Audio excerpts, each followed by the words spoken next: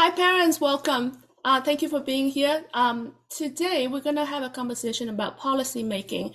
As you know, it's really important for things to change. We actually need to change the system. A lot of people have complained about, how they struggle to get any kind of remedies out there to fix the problem that you are facing. So I think one of the key things is to have policymakers to understand the problems that you are facing. So today we have the honor of having with us Texas State Representative Richard Raymond.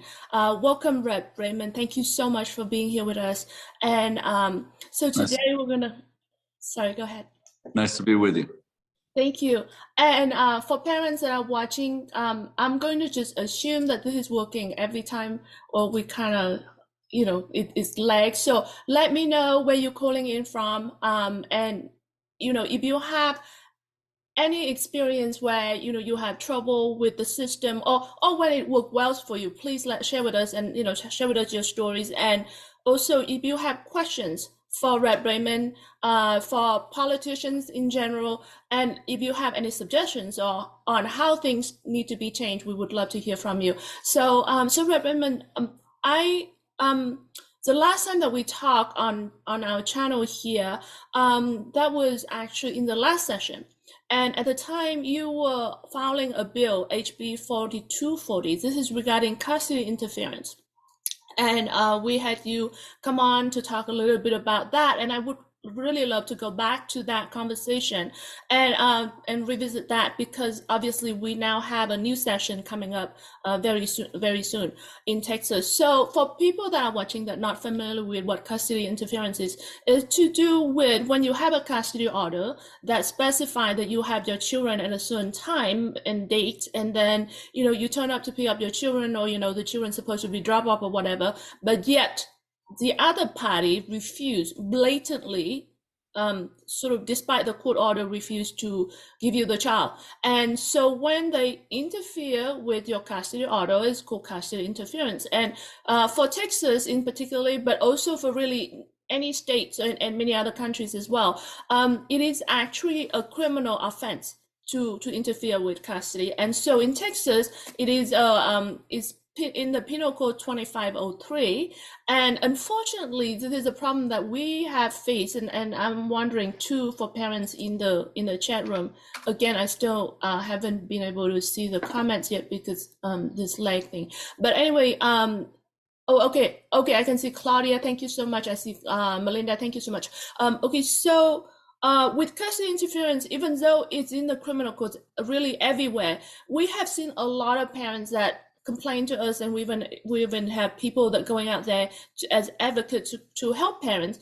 And the challenge is the lack of enforcement. So, when this happens, you call the police, and, the police doesn't do anything about it, or they don't even know about the criminal code.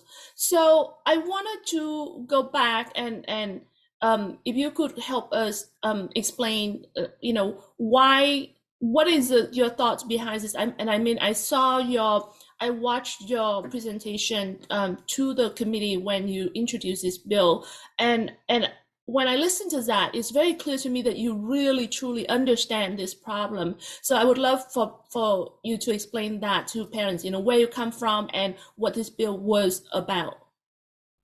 Well, thank you very much, Doctor, for putting this together and for really championing the issue, bringing attention to an issue that is so important. And, I have folks in Laredo. I'm at the state capitol right now. I came up last night, so I'm here in my state capitol office. But, in Laredo, I've had several people, doctor that is a good friend of mine, Paul Bitron, who's a very good friend of mine, different folks who brought this to my attention some years ago.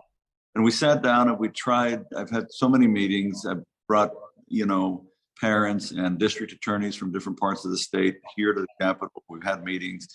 And it's hard to change laws in the family code, particularly, I think, when it also sort of overlaps with the criminal code, as you mentioned.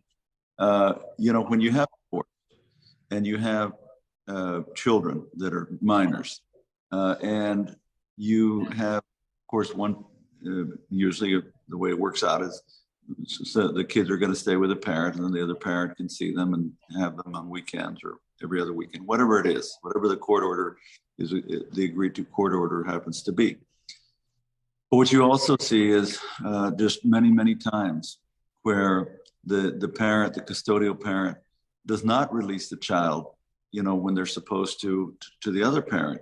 And regrettably and unfortunately, sometimes you also have one parent, telling the children bad things about the other parent, trying to, I guess, give them their point of view, but in the process, making it much more difficult and complicated for those children in terms of their relationship with their other parent. And what I have said is, when you have in Texas or anywhere in the country, really, when you have a divorced couple and you have children that are in the middle of that, we have too many instances where both parents don't want to see the child. So when you have a situation where both parents do want to see the child, that's wonderful. And we should do everything we can to make sure that happens, because that child will benefit from that. By and large, there are going to be instances, of course, where one of the parents is doing something wrong. And if that's the case, we hope we can find that out. We hope that the child doesn't outcry or whatever. But by and large, what I've seen is, the other parent wants to see that child because they want to maintain their relationship, because they love that child. And, we're in a society where we have a lot of divorced couples, and we have a lot of children who are minors and children of divorced couples. So in Texas, that was brought to my attention that some would say that you have instances where maybe someone is abusing the fact that there's a custodial parent and withholding the child's ability to see the other parent, withholding the ability of that other parent to see the child. And although we have it in the criminal code, the penal code, as you mentioned, that, if you have the child and the other parent's supposed to come at 5 on Wednesday to pick him up and you don't let him go, I mean, that's basically in Texas law, that's considered kidnapping, because you're not allowing that child to be where the law and where the agreed to court order, where both parents agreed to it, right? And the court ordered it. You're not complying with that. So you're holding that child against really the will of what that court order and agreement is. So it is essentially like kidnapping. However, what you see is that, as you mentioned in your introduction, that police will show up, they get called, they'll show up and say, oh, it's a civil matter. Take it to the district court judge and tell them, they're not complying with the court order. It's a civil matter, because divorce is a civil matter. That's the position that a lot of law enforcement has taken. And the reason they do, in part, is because, oftentimes, you're asking the district attorney to indict and prosecute a parent, right, for not allowing the child to go with the other parent. And the parent who's holding them back will have a reason. They'll say, oh, the other parent is doing this or that, or doing something bad or something wrong, or they didn't pay their child support or whatever. They'll say something, they'll have a reason. So it's, with all the things that district attorneys have to deal with, I get where they're coming from.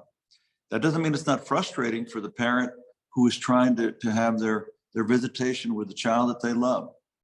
So, man, after many meetings, we were sitting there, and finally just different folks and Zoom. This is actually during the pandemic. We're doing Zooms at this point. And one of my city councilmen, as a matter of fact, my city councilman where I live, he says, I wish we could do something more at the city council level.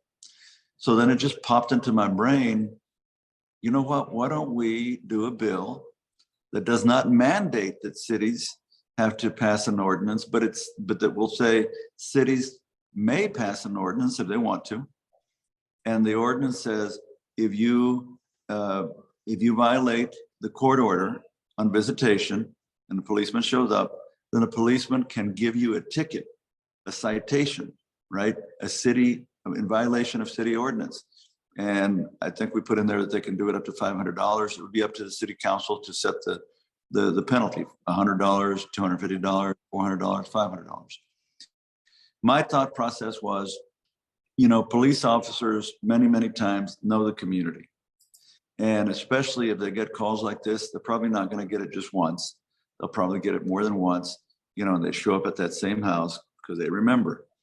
And so if a police officer looks at it and says, okay, you're supposed to let them go, I'm going to give you a ticket. My thought process was, if you give a ticket, all of a sudden they may have to pay up to $500. That once or twice that they have to do that, I think that they'll start complying. If in fact, the parent who came to get the child really didn't do anything wrong, then I think the other parent is likely to comply because they don't want to pay more tickets. But also, if you get a couple of tickets or 3 tickets, now you go to the district attorney and you say, District Attorney, here's the person that already has 2 or 3 citations by police, for violating the city ordinance regarding custody. And I think, and I asked district attorneys, they said, yeah, that would make a difference to us. That would get our attention about a repeat offense. And so that's where we started. And my city council in Laredo passed a resolution endorsing the bill. And then as we started the process last session, at first, the people that lobby or that work on family law, they're pretty much opposed to anything. So at first they were going to be against it. But as we talked to them and told them this is optional, the city council, it's up to them. It's a local level. You're not going to go to jail, but if they see that you're violating it, you're going to get a ticket, et cetera, et cetera. It started getting more momentum. And then, as you know, Petra, because of you and others, we passed it in the House. We passed that bill in the House of Representatives. I'm very proud of that. It didn't make it out of the Senate. Excuse me. I think in large part it didn't make it out of the Senate because we have, in Texas, a regular legislative session is from January to May every other year. We can have special sessions if the governor calls us in, but the regular session that we call it, it's every other year, odd numbered years. So in this case, it'll be, last time it was 21, this year will be 2023. January of 2023, we'll start session again. But we only have 140 days. So things get backed up. There's so many bills, there's so many things to do. And so I don't think it didn't pass the Senate because there was opposition so much as that there was so much going on. We didn't have enough time to get it passed. This time, of course, we're starting even earlier. And I think that when we're working hard, and Doctor, you're working hard and others have, to try to get senators involved and interested and aware of it from the beginning.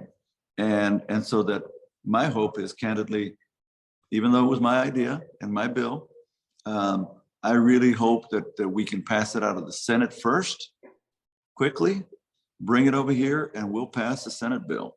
And I think it's going to go a long ways in moving us in a direction where we can start addressing a problem that's a big problem that affects a lot of kids, a lot of parents, but that we maybe were able to thread the needle, as they say, and passing something that could be meaningful and that could have a significant impact in trying to right this wrong.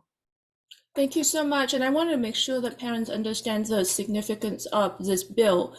So you guys run into this problem all the time, and we're talking about a lot of you are victim of parental alienation. And when you look at parental alienation, there are many levels of it. So, you got, parents that, brainwashing their child behind the closed doors and et cetera, et cetera. So all of that stuff is very difficult to prove because things happen behind closed doors. But then when you get to a level where it's blatant, where you have a custody order that the court said this is the time, and yet they blatantly violate that order, this is the most obvious way for you to prove parental alienation, actually. And now they are violating not just the civil court order, which is that you can go after in the family court, which is a contempt of court, but the criminal courts allow you to have this taken care of through the criminal court and just get this being seen where you are the victim of a crime. And so with this, you don't actually have to get a lawyer to represent you because you are a victim of a crime. So there's that penal code. But then notice that how challenging it is to get this enforced. And part of the reason is because a lot of the time the police are either not aware of the law, but there's another part of it is where the police think, well, this is a dispute between two parents, is the family court's already taking care of it, and the child at the end of the day is still with one parent anyway. They don't realize the impact of parental alienation on children. So having this bill in is so important because it now gives the police something, instead of throwing parents in jail, at least they feel like, okay, I'm doing something, but it's not as serious. So they are a lot more likely to enforce this, giving this parent a ticket. It's sort of like a parking ticket. So it's simple enough for them to do. It's also raised, some revenue for the city, etc. So, it's sort of a win-win in a way. And it make it easier for the law enforcement to actually take on this. But then at the same time, what's so important is that after this happened a few times, once a parent that started to collect 3 or 4 tickets, now you actually have a clear track record that you can go to the DA office to sorry, go ahead. Yeah. Yes, I mean, I think that's going to be the dynamic, and I've talked to district attorneys, and they conceded that. They're like, you know what? Yes, that gets my attention, because then you bring that parent in and say, hey, you've got 3 or 4 of these. I'm going to have to indict you because you're serial. You're doing it over and over, and at that point, I mean, it's just more likely to happen. But again, my belief and my hope is that after 1 or 2 of those, they won't do it anymore, because it'll be enough money that it just, most people, if you got to pay $250 or up to $500, I mean, that's going to get your attention. And if you're not letting the child go because the other parent is a drug addict or doing something reckless or whatever, okay, you can bring attention to that. You can bring attention, because there are going to be some instances where that is the case. I think and hope, to be honest with you, I hope that the vast majority of cases, though, it's just going to be that the one parent was mad at the other one, and not for a good reason, and that they will start saying, okay, I'm not going to keep paying these tickets, right? I don't have a good case. I don't have a really good, legitimate reason for preventing the child from going with the other parent, so I'm going to let the child go with the other parent.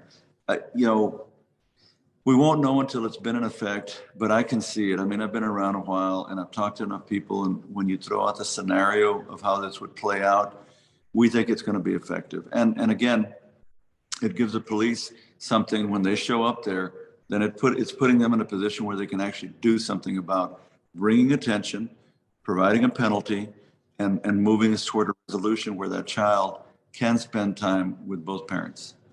Right. And then the other thing is that you have done such a great work, the groundwork before this bill was filed. You have worked with all the stakeholders, and that is so important, like for parents that are watching that are not familiar with the process. When you just file a bill and try to make it into a law, and if you haven't work with the stakeholder, making sure everyone's on board, and you haven't done your research, then that bill is very likely going to die because people won't support that. But Rep. Raymond has really done so much work and involved a lot of people, and then a lot of you guys also helped participate in this process in the last session. So thank you for being there with us. And by the way, I do see a lot of comment and questions in the chat room. I will get to you guys. I would love to hear where you guys are calling in from, because I'm curious. I do see something about Colorado and some other states. So let me know if there's anyone there that from Texas. I'm definitely curious. And like I said, I will pick up the questions in a bit. I do see quite a lot of questions there. But so this bill, you talk to the stakeholders and then you file it, and it did really well. It went through the committee in the House, it passed the House, and then it passed the committee in the Senate. So really, and even later after the session was over, Claudia and I and a team of us actually went and talked to a lot of people, both in the House and the Senate, both sides of the aisles, the Democrats and the Republicans. And the consensus is that they're pretty much supportive of this bill. So I think it's looking very positive, and we're hoping that that this is going to make a difference. So you also mentioned something else that's also very important, and I know this is something that you did recently, and I know that parents are not familiar with this, so I wanted to. Oh, okay. I see. Kat is from Texas, Claudia from Texas, and I see a lot more questions. Thank you. So I know that a lot of the time parents have problem with at all levels, right? So you have these violators that you have to deal with personally, and then you go and call the police, and then you have trouble, you have to deal with the police. So let's say you got that, but then a lot of the time, even when you have repeat offenders and you got this incident report, and then yet the DA office still doesn't want to pick that up. So recently, Raymond, if you wanted to share with everyone what you have done recently, and actually you did kind of mention it, so maybe just clarify it again for everyone. Yeah. Well, so in our case, in where I live in Webb County, Laredo, Texas, um, again, Paul Buitron, a good friend of mine, and at this point, I know Doctor, you know Paul well, and he's been very active. So he asked me if we could do a meeting with the district attorney to talk about this issue of the status quo right now, where a parent goes to pick up the child, the other parent won't let them, and so what the policy for the district attorney had been in our county, and he's a very, very dear friend of mine, the DA, a great guy, I think the world of him. His policy was that you had to have 3 violations in a row, consecutive, before he would look at it. In other words, it's visitation, you go get the child, the other parent doesn't let you. The next visitation, you go get the child, the other parent doesn't let you. The next visitation, you go get the child, the parent doesn't let you. That's 3 in a row. It had to be 3 consecutive. But as we sat there and we talked about it, I said, look, they're going to game the system.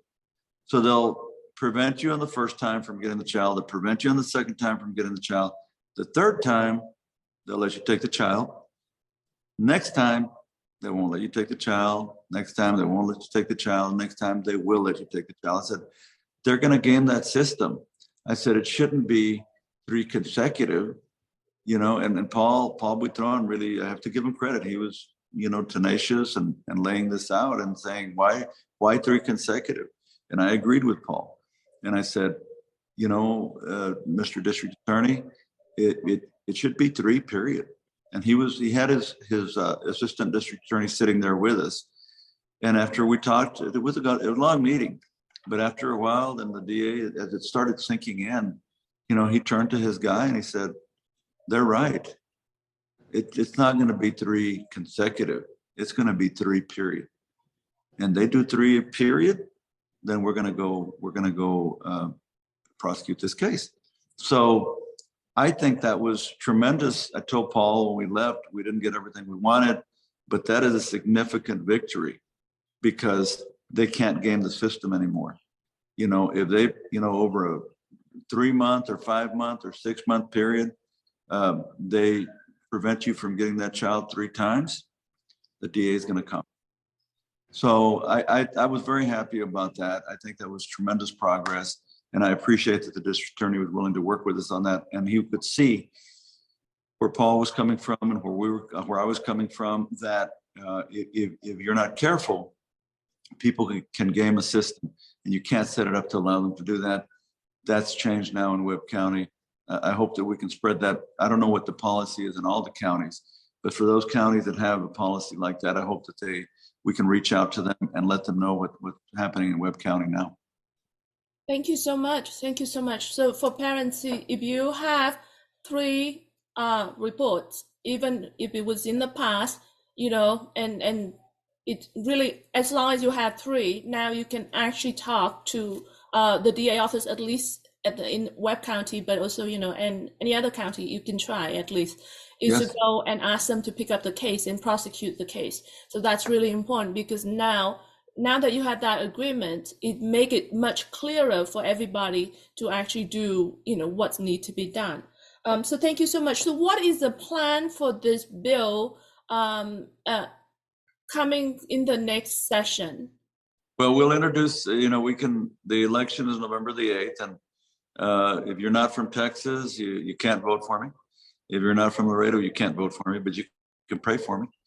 So I've got an opponent and I'm, campaigning and feel good. I think we're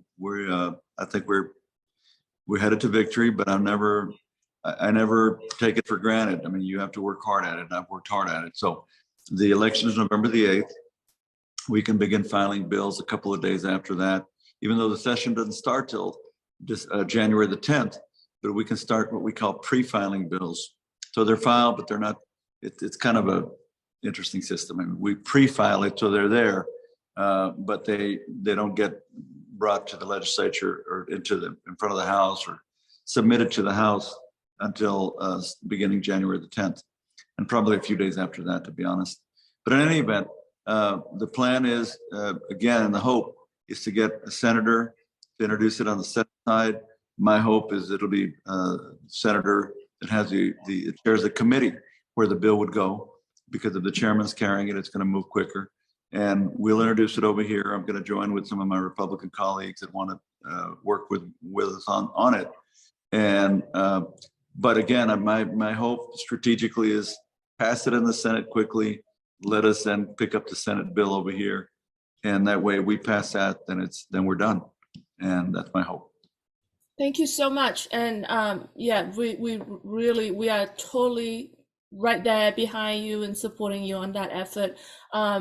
Yeah, Claudia and I have had so many meetings since the last session, specifically on your bill, this bill here. And we've talked to, like I said, really, I really lost count of how many legislators' offices and how many miles that we walk around that Capitol building to get all these meetings. But the support has been very positive. It looks like we will get support on both sides of the aisles and both chambers. So we're really hoping that this will pass, because even though it seemed like a small step, but it's actually a very important, significant step. I think it'll be a big step. I really do. I see it more. The more we talk about it, the more people start hearing it, processing it, and I think it will be a very important step in a very, very good direction. Thank you. And then, so the other things that you and I recently have started working on, and this is involved another judge from a different state, right? And so do you want to share that with parents on this particular specialty court program? Well, in Massachusetts, you have a specialty court set up there, and we have different specialty courts set up, in Texas and other parts of the country. But in her case, it is a specialty court trying to get ahead of on the issue of,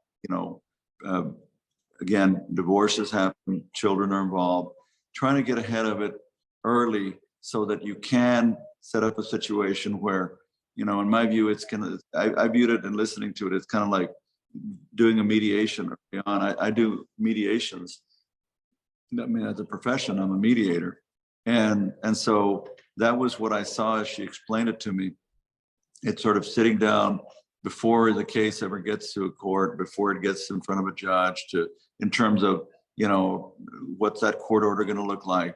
It's really to try to early on, get agreement and understanding what is going to happen with the children and what's going to happen with visitation and so forth. And so that you try, and what they're trying to do up there, and it seems like it's working, is just focusing on this very, very important aspect of a divorce, right? Some people may think it's about assets and money and properties and all that. The biggest thing, if you've got children, is going to be the impact on the children. The court recognized that up in Massachusetts, and I hope that more and more we recognize that here in Texas, that all money aside, all properties aside, if you've got children involved, that's the most important part of what's going on here. And so having a court that deals with that early on, almost in a mediation set, then, I do think that can help prevent, even having the need to implement, or not implement, but to enforce the law that I'm trying to pass. This law that we want to pass, and I hope we will, I think we will. I hope they never have to use it. I hope they never have to write a ticket, right? But the reality is they probably will.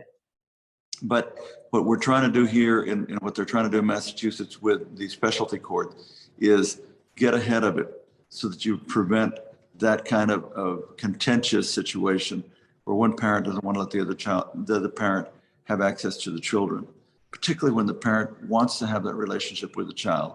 Again, we have too many instances where the second parent doesn't want to have anything to do with the kid, right? And so if you do have both parents that want to be involved in that child's life, we got to do everything we can to make sure that that happens. Again, with the understanding, if one of the parents is doing something wrong, well, we don't want that. Nobody wants that. But we hope, and I believe that in most cases, it's going to be the parents that want to be involved. They want to see the children. It's because they love them.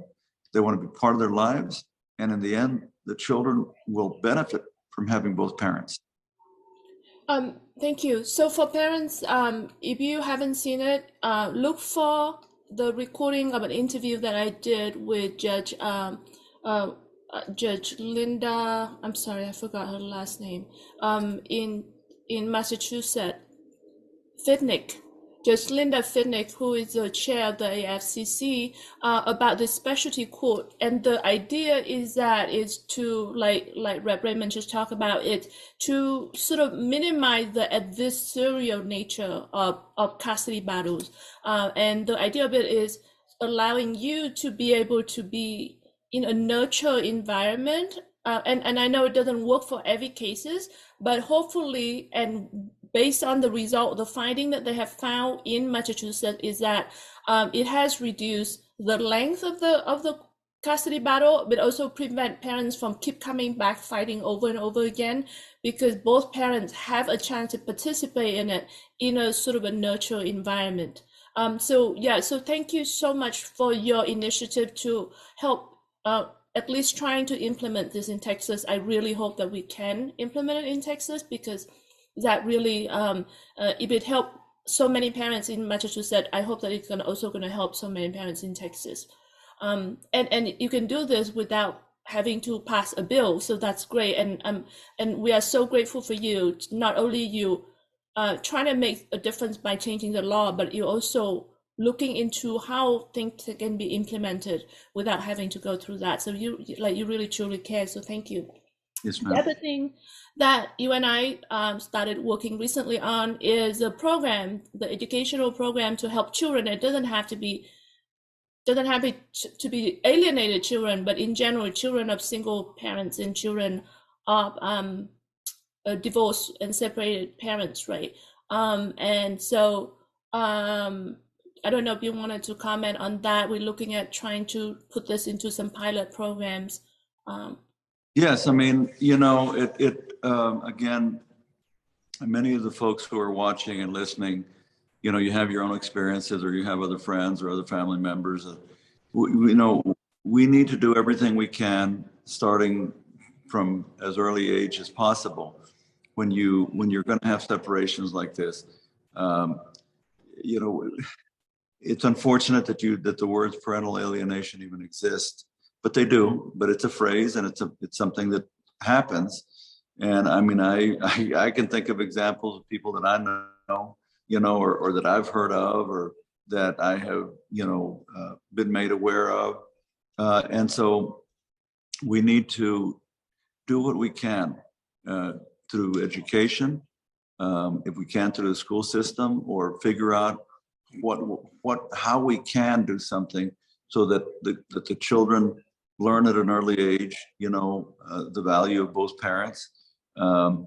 Kids get put in a tough position. I get that. They do, because if you're in the middle of two parents and one of them is saying the other one's a devil and the other one's saying the other one's a devil, I mean, what is that like? I didn't have to deal with that, and I'm very thankful that I didn't. I mean, I had a lot of friends, whose parents divorced, and who grew up with one parent and rarely saw the other one, or, I mean, sometimes you see the other parent really saying something bad about the parent who was not the custodial parent. So just trying to figure out and welcome any ideas, what we can do along those lines. Dr. Deeter, we have had meetings trying to talk to some of the attorneys who work for these different groups in family law, and asking them to help us figure out, can we come up with some language that we put into the law where the courts can recognize that if there is parental alienation going on, that the court address that and say, you can't be doing this. You cannot be doing this, parent. It may make you feel good to say something bad about the other person, but it's not helping the child. And again, I get back to this. If you have legitimate concerns, if you have legitimate, issues that the other parent is doing something wrong, by all means, we got to back you up on that. But you can't be making stuff up, or you can't be saying something to try to demean the other parent simply because you don't like them. If you're not married anymore, one of you didn't want to be married anymore, or both of you didn't want to be married anymore. And so oftentimes they don't like each other. However, if you don't have a legitimate concern about something that the other parent is doing that affects that child, their health or their safety, if you don't really have that, then we have to get to a point where our system recognizes if that is going on and weighs in saying, you can't be doing this. You cannot be doing this because you're only hurting the child. You're hurting the child and you're hurting the other parent. But in the end, the one that suffers the most will be the child. That's who's going to suffer the most if you have parental alienation going on. So, and Dr. Deeter can tell you, when we've had these talks with these attorneys, they're trying to look at it, they get it, they hear you, but trying to put language into the law, it's very, very delicate, to where you can actually put something that says, hey, the judge can take this into account in holding you in contempt or doing something to change the custody order if you are engaged in parental alienation. But it is something we continue to try to figure out, because again, at the end of the day, the ones that get affected the most and will get affected for the rest of their lives are the children. We know that. I bet everybody who's on here either has their own experience or has some friend who's already an adult who's opened up to them and told them the challenges they had growing up, as far as one of the parents or both of the parents, right? Or that they didn't get to see this parent, that parent, because they weren't allowed to, and what impact that had on that kid who's now an adult. It stays with you forever, right? So we've got to continue. There's a lot in this area, unfortunately, but I have to just say thank you to anybody who's watching, who's engaged on this issue, because by now what I've seen, Doctor, what I've seen at this point is many of the people who are engaged on these issues and trying to come to some solution or trying to make it better for children in the future. Many of the people who are involved in this movement, they're already adults themselves and they've suffered, or their children are already adults or close to being adults. And so it's not even going to affect them personally at this point if we can make things better.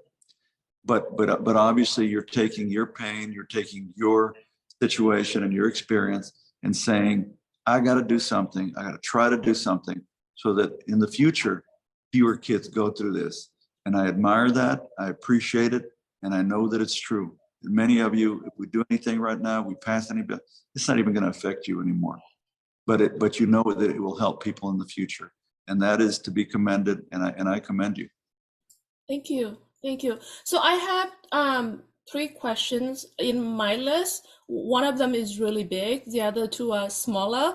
And we may not have the answer today, but I just wanted to raise it more, kind of like, at least if we can consider or think about it. I guess one of them is to do with custody and interference. So when we talk to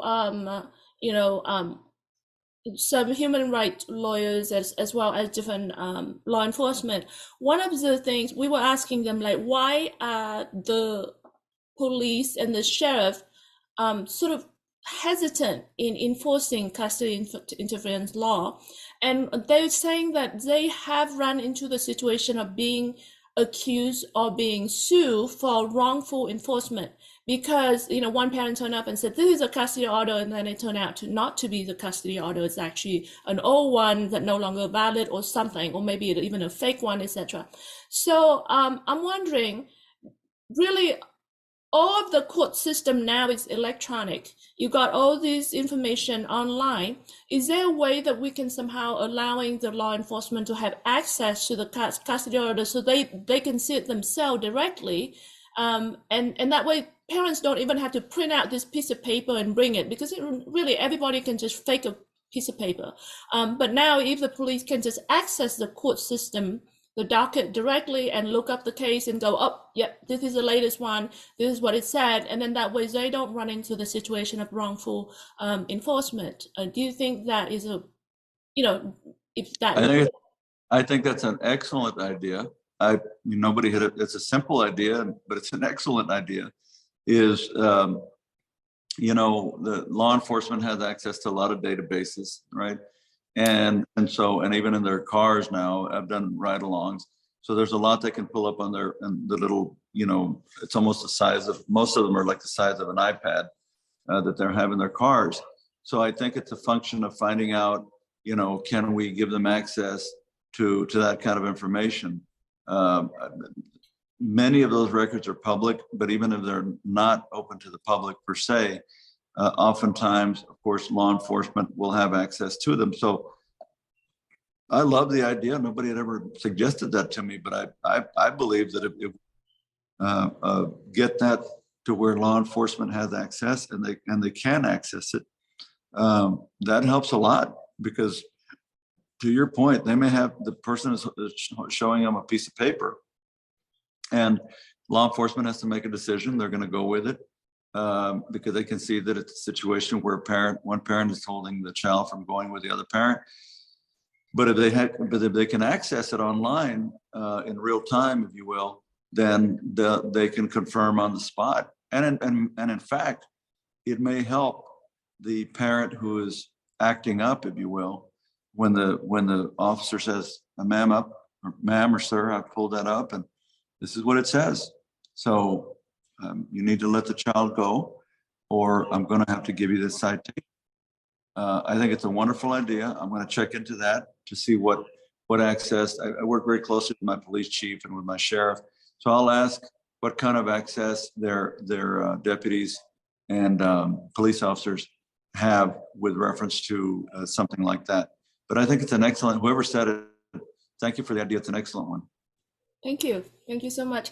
Okay, so that's a smaller question. Now, the bigger question. I thought that was.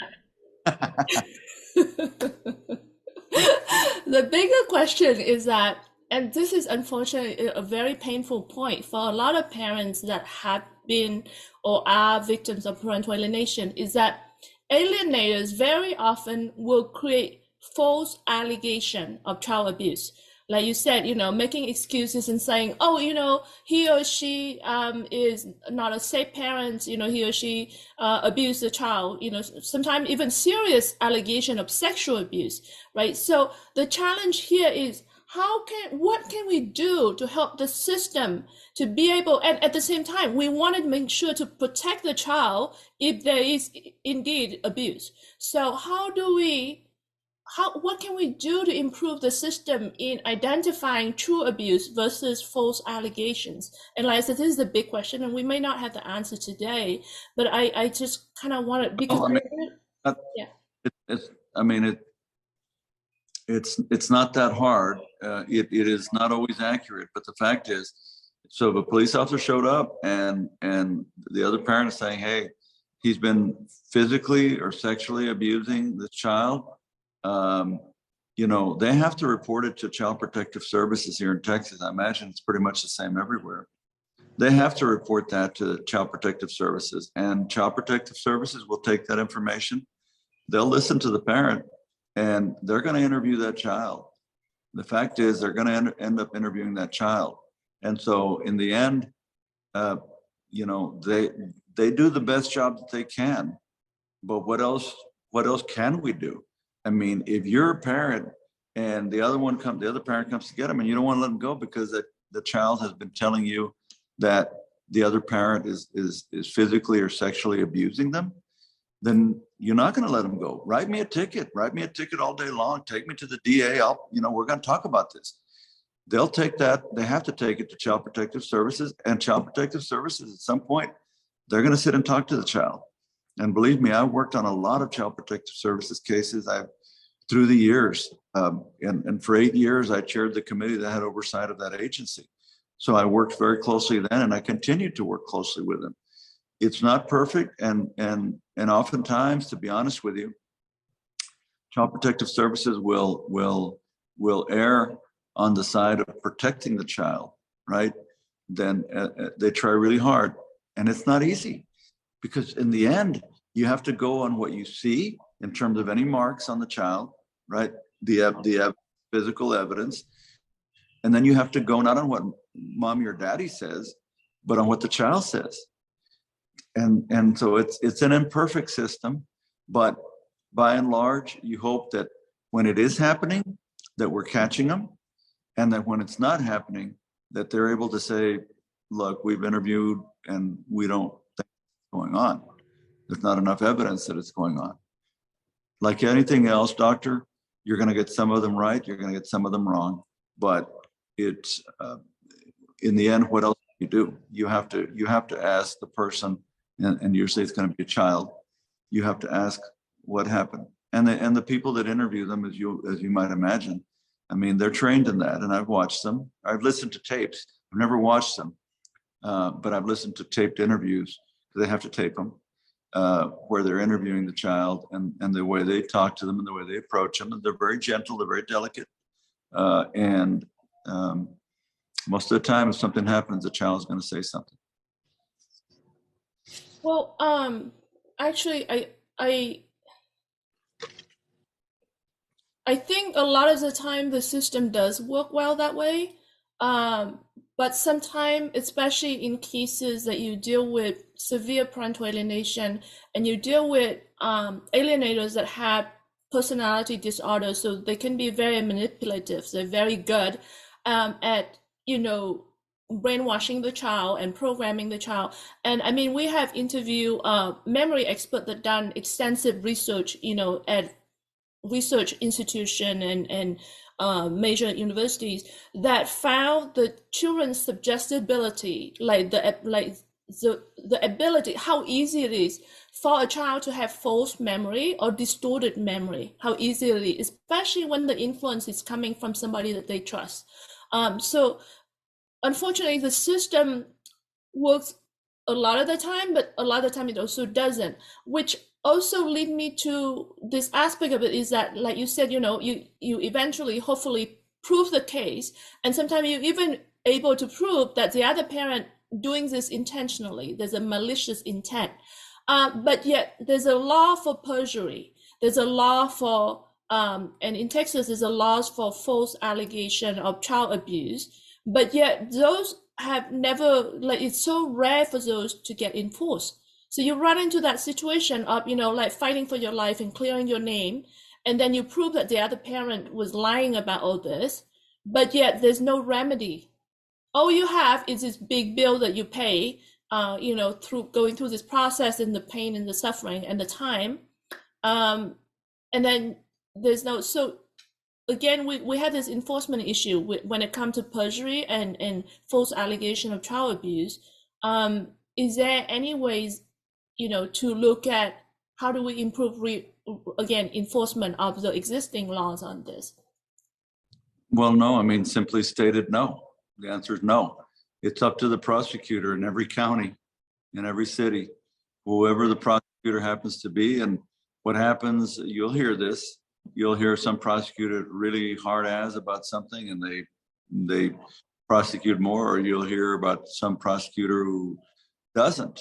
I mean, we're having it now in Texas where, you have a lot of prosecutors, you have people running for district attorney that'll say, if you get caught with, a recreational amount of marijuana, I'm not going to prosecute the case. They're telling you up front, even though it's a violation of Texas law, they're telling you up front, they're not going to prosecute them.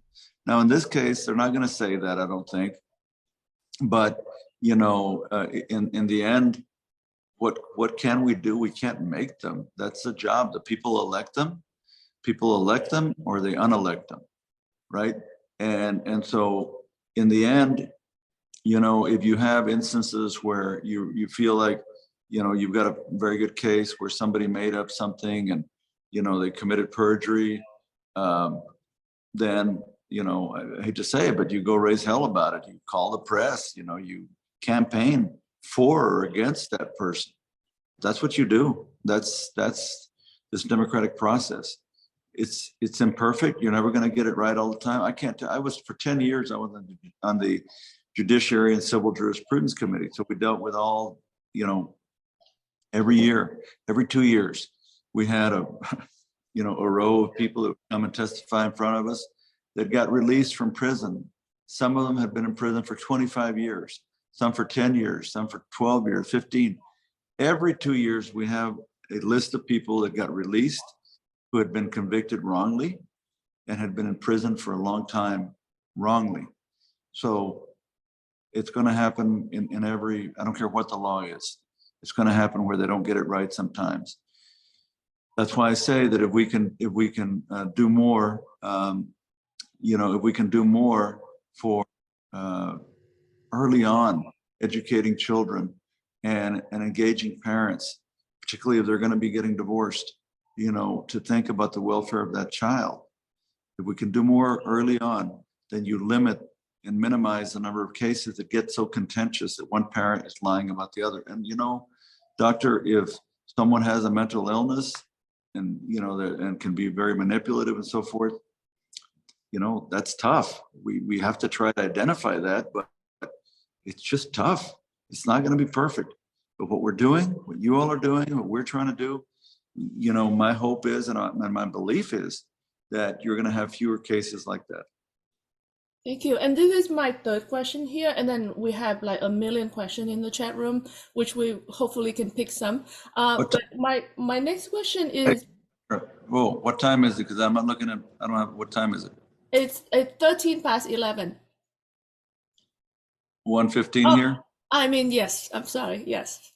So we're going to have to wrap it up in a little while just because I've got other meetings I got to go to. Okay. All right. So my third question, again, we may not have the answer, and the answer might just be no, but okay. How do we expedite the process? Because we've seen this a lot, is that, the moment someone files an allegation of child abuse, immediately one parent loses the custody of that child. The child was immediately removed from that parent. And if you have a case of severe parental alienation, you have a false allegation that this parent now have to fight against. In the meanwhile, the child is removed from that parent and being brainwashed, right? And then the process takes so long. It takes them a long time to get hearing dates, and especially in Texas, if that parent somehow end up in the criminal court because of false allegation of child sexual or physical abuse, then they may end up in the criminal court, so that they have to wait for the grand jury and etc. etc. So by the time they clear their name, now the child has been fully brainwashed. So even though you cleared your name, you've lost the child anyway. So is there a way for us to expedite this process so that, because we're not just failing the parents, we're failing the children. The children might grow out of the system within that time, because sometimes cases take 2-3 years. And by that time the child's 18, the child's out of the system. So is there a way for us to expedite this? Well, I throw it back at you. Why don't you all tell me what you would like to see? Give me an idea. Tell us, how would you change it? What would you do? Can we put a time period that the court hearing have to set a date for a hearing? Is there a way? I know that there's some state, there's that law. I don't know if there's such a law in Texas, but is there a way for us to put, yes. as soon? Okay. Yes, we can say, hey, this has to be, again, you all need to come up with some ideas on what you think works or would be fair. Do you say, within 2 months, within 60 days, with whatever it is? I think come up with some ideas. We'll try to push them through. I think we do need to give them priority. I think, the courts are inundated and got worse during COVID, as you know. There's still many courts in Texas are behind in terms of catching up with their cases. However, Obviously, some are more important than others. So it's just a matter of, what kind of importance can we put on these kind of cases. So I would say whoever's listening, put something on paper, give us a suggestion. And if you know of some other state, I always say this, if you know some other state that is doing it better or really pretty well, then give us that model. Say, hey, Idaho is doing this, or Montana is doing this, or Louisiana, whatever it is. Get that to me, get it to us. And to me, it's even better when it's already been tested somewhere else. Thank you. And this is so important, parents. So if you have any idea or thoughts, this is so important is whether it's with Raymond or whether you have your own representative in your own state, even if it's not Texas, really reach out to your representative. If you don't know who they are, just Google who is my representative, and they will show you who is your senator, who is your rep, who is your federal congressman, and really reach out to them. If you have idea, if you have problem, you really should, because the more people raise the issues, the more they become aware of it, and the more likely we can change the law and we can change the system. Absolutely. I'm going to try to pick hopefully maybe something in the chat room, because I know you do have to go, but I definitely want to pick something. So I do see Claudia said he's spot on. So there you go. I see Chris said, so in a number of states, there's 50-50 equal shared custody, which seem to be, which proven to be really good for children. And I know that there's that bill in the last session. I'm sure that we're going to see that bill again this session. I saw Hugo said there should be criminal charges for violating orders. Too often they just write new orders and do nothing to punish the offender. What consequences are there for violating the orders? I'm sorry, not Hugo, Hancho. So Hancho, this is actually exactly what we've been talking about, which is there are criminal code regarding violating orders, especially when it comes to custody interference. And this is what exactly we are talking about, is how do we help enforcing that better. I saw Mia said, we have professional and forensic psychologists who are repeatedly reported to Texas Behavioral Health Executive Council for horrendous lack of ethics, colluding with attorneys and judges and being paid off, protected by those on that board. That's really unfortunate. We definitely have, whether we like it or not, there's definitely corruption in places, unfortunately. I saw Teresa said a specialty court that follows and check in when domestic violence is documented as a factor in the divorce.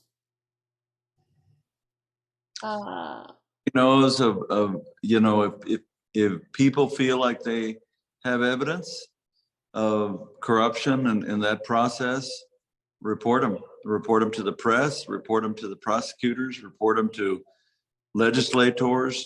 That's all I can say is you have to shine light on if something is going on that's wrong, you have to shine light on it. That's what you got to do.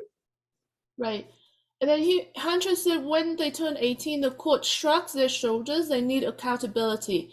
And actually, this is a good point, is that I don't see the court, once the court give out an order, right, make a decision on whatever, whether it's custody or whether an allegation is false allegation or not, taking the custody away from a parent or not, they give out this order, and then there's no system to follow up to see if this order is in fact the right kind of order for the child well-being, right? So we have the system that have no accountability or no follow-up. Is there any way that we can change that or improve that? It gets back to what we're trying to do with this bill. In some ways, the bill 4240 would help, I think, in terms of that follow-up accountability. So this is a good step in that direction. If you can think of other ways, tell us. But I think that this is a good way to allow that accountability, where you do have local law enforcement being able to weigh in a way that right now most of them feel like they just can't and don't. And so if there's some other ways, I'm open to it. This is an idea we came up with. As I said, it just, when I heard my city councilman say, I wish we could do something more at the city level, that's when it clicked for me about this idea. So if somebody has some other ideas, tell us. I mean, I'm open. We're open. Thank you so much. I'm gonna let you go, and I appreciate. I know that you're busy, but yeah, thank you so much for being here. Really grateful for you, and thank you, parents. I know there's a lot more questions we're gonna try to go through, and I'm going to ask Claudia for her help as well to scan through the questions, and then if we can pull out some critical ones that we can follow up with Rep. Raymond later, if there's something that he can help answering, or if there's any suggestions. Thank you so much. And if parents, if you could help, please like this video, please share it if you can, and join our mailing list on our website, victimtohero.com. Tell them to vote for me. Sorry, what? If they know anybody, go tell them to vote for me. Yes, and parents, as you can see, Rep. Raymond's really trying very hard to help us, to help families. So really, the best way to support him is to vote for him. So if you are in his district, please vote for him. Petra, I gotta go. They're calling me to this next. I gotta roll. I'll talk to you guys later. Thank you so much. Bye. Thank you.